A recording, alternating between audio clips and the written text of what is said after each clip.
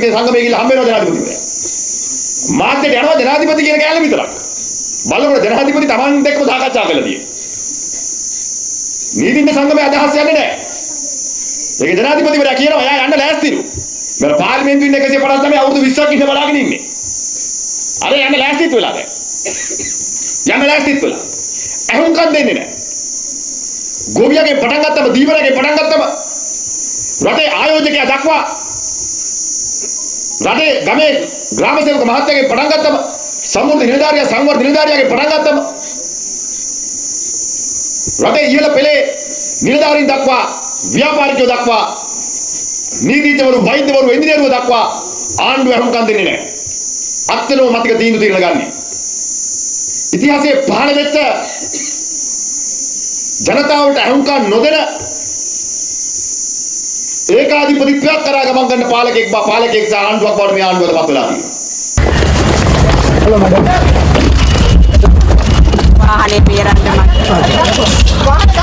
මට කාටවත් ස්තුතිවත් කියන්න ලැබුණේ නෑ. මට අවස්ථාවක් හම්බ වුණේ නෑ. මම නිවේදනයක් නිකුත් කරනවා. මම අවුරුදු 16ක වැඩ කරේ බොහොම ස්ථිරසාරව නීතියට අනුකූලව. මම ඉස්සරහට මම හැමදාම හිතුවේ මගේ මහ ජනතාව ගැන.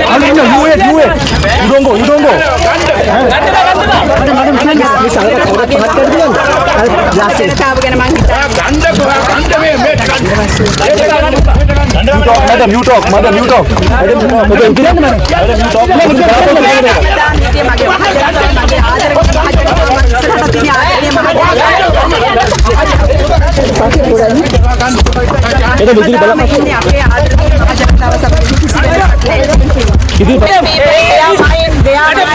They are my people. They are our people. Thank you very much. Thank you very much.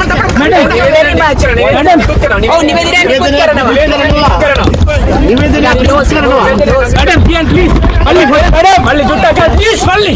Slow down, Malli. Madam, please. Malli, slow down, Malli.